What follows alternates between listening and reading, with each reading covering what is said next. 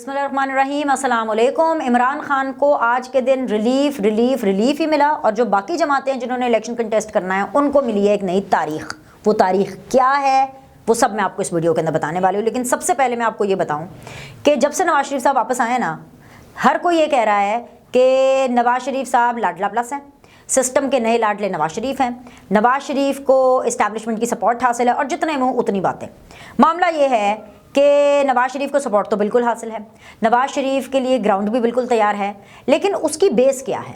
उसकी बेस ये है कि भाई नवाज शरीफ को प्लानिंग के ज़रिए, प्लॉटिंग के ज़रिए, साजिश के ज़रिए निकाला गया और जब निकाला गया तो एक साल के अंदर अंदर ही इस्टेब्लिशमेंट की बस हो गई थी। उनको पता चल गया था कि उन्होंने एक घोड़े पर नहीं गधे पर दाव लगा दिया और फिर उसके बाद उन्होंने सिस्टम शुरू किया कि ये तो बहुत गलत हो गया, हमें तो नवाज शरीफ के साथ ये नहीं करना चाहिए था। अब अगर कुछ गलत हुआ है और उस गलत को सही करना है तो क्या वो लाडलापन होता है? चले, अगर मैं ये बात मान भी लूँ, ये लाडले का लफ्ज़ अगर मैं एक्सेप्ट कर भी लूँ, तो मैं आज आपको अगले चंद मिनटों में ये साबित कर दूंगी कि पाकिस्तान में लाडला हर रोज़ तब्दील होता है।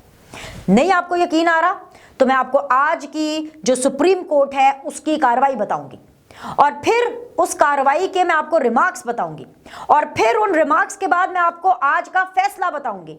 तो आप ये कहने पर मजबूर हो जाएंगे कि जी हाँ, पाकिस्तान में हर रोज लाडले तब्दील होते हैं। और आज के दिन, क्योंकि आज है जुम्मा मुबारक, happy Friday guys, happy Friday. PTI वालों के लिए it was genuinely a happy Friday. मगर पिक्चर अभी बाकी है, 1 मिनट। मिठाइयाँ नहीं खानी, खा ली आप लोगों ने, पीटीआई वालों ने खा ली मिठाई। ये अब जो मिठाइयाँ हैं ना, ये बहुत गलत तरीके से बाहर निकलनी है, मैं आपको सही बता रही हूँ। हुआ ये है कि हर जुमे को पाकिस्तान की सियासत के ऊपर कुछ इम्पॉर्टेंट फैसलों के साथ नत्थी किया जाता है और पिछले कुछ अरसे से, जब से वो पैनामा का डिसीजन आया है, तो यही कहा जाता है जुम्मा मुबारक, इसके लिए जुम्मा मुबारक, उसके लिए जुम्मा मुबारक। लेकिन आज सही मानों में इमरान खान के लिए जुम्मा मुबारक साबित हुआ। आज के दिन का लाडला, जुमला मैं बहुत बड़ा बोलने जा रही हूँ और इसीलिए ये आपने, ये शुरू में बोल रही हूँ, उसको आपने नोटिस कर लेना है, याद रखना है। आज के दिन का लाडला इमरान खान है। क्यों है बताती हूँ। आज तहरीक इंसाफ के लिए जुमा काफ़ी मुबारक रहा क्योंकि सुप्रीम कोर्ट ने इस बात के ऊपर एक मोहर लगा दी कि जी हाँ जी, अज दा दिन खान दा दिन। इलेक्शन कमीशन का जो कॉन्डक्ट है, सुप्रीम कोर्ट ये कहता है कि वो ये साबित करता है कि कोई लेवल प्लेइंग फील्ड नहीं है। इलेक्शन कमीशन को आज के दिन हुक्म दिया गया कि आप पीटीआई के साथ बैठें और पीटीआई के तहफ्फुज़ात को सुने। समझ रहे हैं आप? सुनते जाइए, शर्माते जाइए। साइफर केस में भी इमरान खान को एक बड़ा रिलीफ मिला। सुप्रीम कोर्ट ने ना सिर्फ इमरान खान बल्कि शाह महमूद कुरैशी की जमानत भी मंजूर कर ली है। हाँ जी जनाब, हाँ जी, जमानतें हो गई।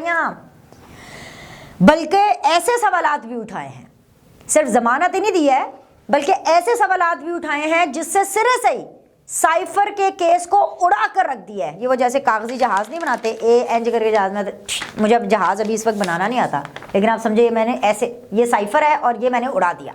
ये सुप्रीम कोर्ट ने ये ऐसे साइफर उड़ाया, ये उड़ गया ना साइफर, ये ऐसे साइफर का केस उड़ाया। सुप्रीम कोर्ट का ये कहना है कि भाई बज़ाहिर जो वज़ीर आज़म को, यानी कि इमरान खान को उस टाइम पे जो डॉक्यूमेंट दिया गया, जो डॉक्यूमेंट हमारे सामने है, वो कोडेड लैंग्वेज में तो है नहीं, और कोडेड लैंग्वेज में क्योंकि वो डॉक्यूमेंट नहीं है तो वो साइफर नहीं है। इमरान खान भी तो ये कह रहे थे। जस्टिस अतर मनउल्लाह साहब थे, जस्टिस तारिक मसूद साहब थे, इन लोगों ने इलेक्शन कमीशन की अच्छी खासी क्लास ली। इन्होंने कहा कि भाई इलेक्शन कमीशन का काम ये नहीं है कि वो जेल में जा करके अदालतें लगाता फिरे, समातें करता फिरे। इलेक्शन कमीशन का काम है इलेक्शन कराना। और ये यहाँ पर बात जो है इमरान खान की नहीं हो रही है, यहाँ पर बात पाकिस्तान की आवाम की हो रही है। जी हाँ मोअज़्ज़िज़ जज साहिबान, यहाँ पर बात पाकिस्तान की आवाम की ही हो रही है। एक शख्स जिसने पाकिस्तान की आवाम के साथ खिलवाड़ किया साइफर के नाम पर, एक शख्स जिसने पाकिस्तान की आवाम के साथ खिलवाड़ किया 9 मई के नाम पर, एक शख्स जिसने पाकिस्तान की आवाम के साथ खिलवाड़ किया तोशाखाना के नाम पर, पर, एक शख्स जिसने पाकिस्तान के अवाम के साथ खिलवाड़ किया इद्दत में शिद्दत के नाम पर। ये सारे केसेस अवाम पर इफेक्ट करते हैं, क्योंकि जब आप एक लीडिंग पोजीशन में होते हैं, मैं लीडर का लफ्ज इस्तेमाल नहीं करूंगी खान साहब के लिए, जब आप एक लीडिंग पोजीशन में होते हैं, यू पीपल हैव फॉलोअर्स, लोग आपको फॉलो कर रहे होते हैं, आपके ऊपर रिस्पॉन्सिबिलिटी डबल होती है, आपको कॉन्शियस होना पड़ता है, सिर्फ कॉन्शियस ही नहीं एक्स्ट्रा कॉन्शियस होना पड़ता है।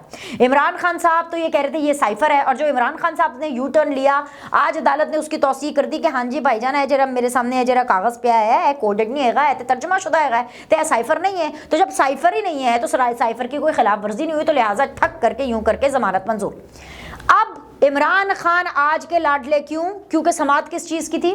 साइफर की। साइफर केस की समात हो रही थी ना, गौर से सुनना, आपने समझना है, साइफर केस की समात हो रही थी ना, तो इसमें लेवल प्लेइंग फील्ड को क्यों बीच में घसीटा गया? क्या लेवल प्लेइंग फील्ड के ऊपर समात हो रही थी? नहीं, लेवल प्लेइंग फील्ड को घसीटा गया, लेवल प्लेइंग फील्ड के ऊपर बात हुई, इलेक्शन कमीशन के रोल के ऊपर बात हुई, फिर उसके बाद उसी दिन बात हुई, उसी दिन जो है फिर इसके ऊपर भी समात हुई कि भाईजान ये इलेक्शन कमीशन क्या कर रहा है, इलेक्शन कमीशन बुलाए पीटीआई को और उनकी बातें सुने, उनके रिजर्वेशंस दूर करे, उनको अकोमोडेट करे।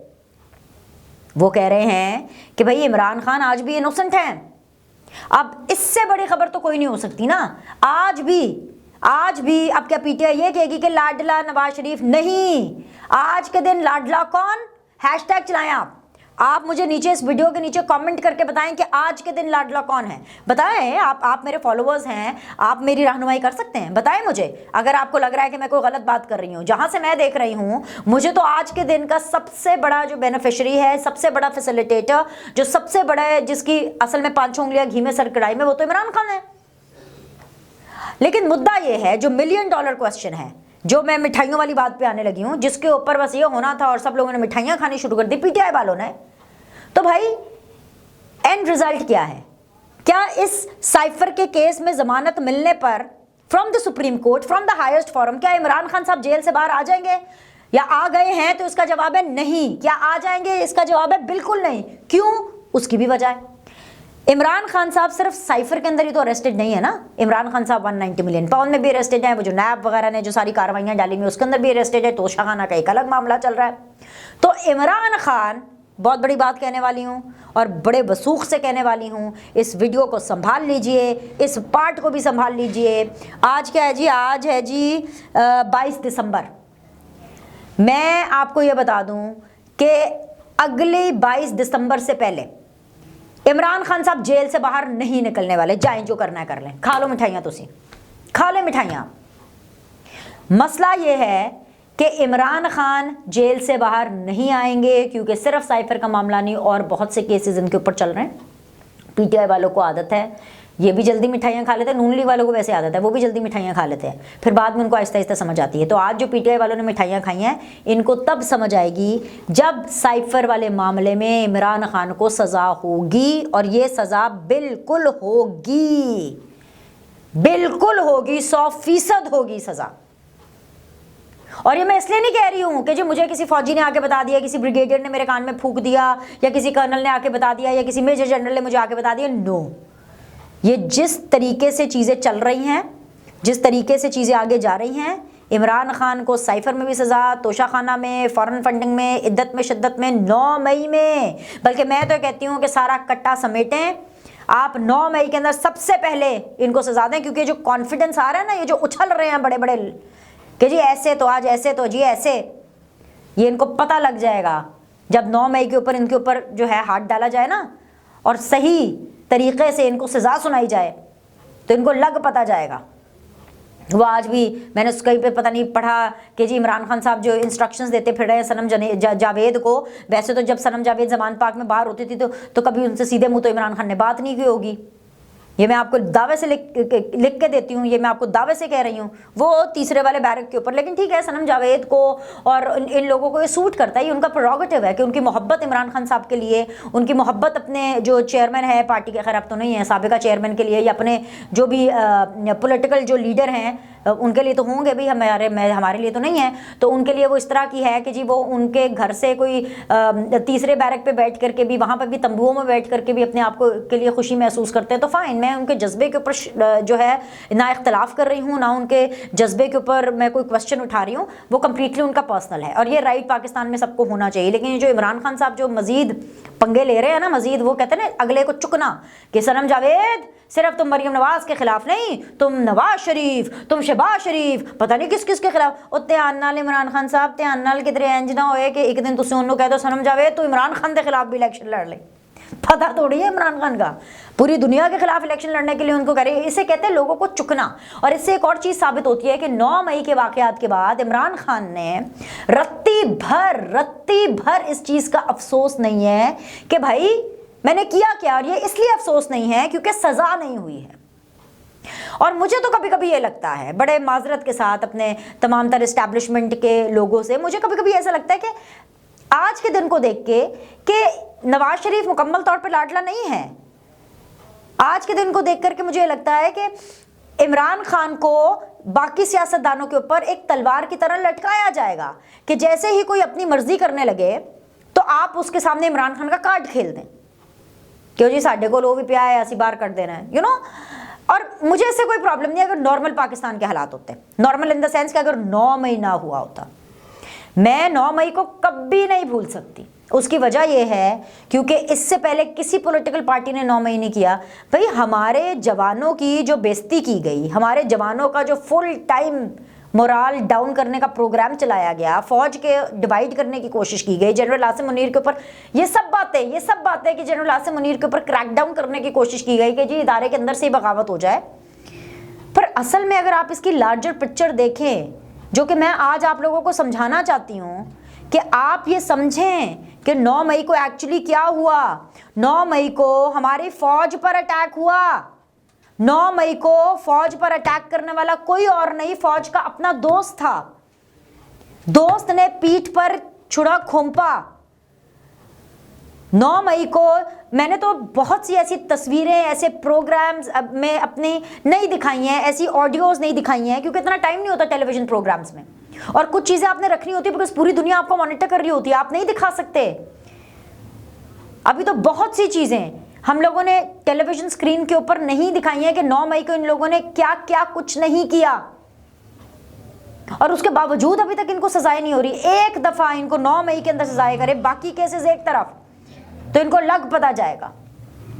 फिर मैं देखती हूँ कि इमरान खान कैसे चू करते हैं, या सनम जावेद कैसे इलेक्शन लड़ती है, या किस तरह से ये जो है ये सारे लोग कहते हैं कि जी 80 थे नवाज शरीफ दे अगेंस्ट, 80 थे शहबाज शरीफ दे अगेंस्ट, 80 थे मरियम नवाज दे अगेंस्ट।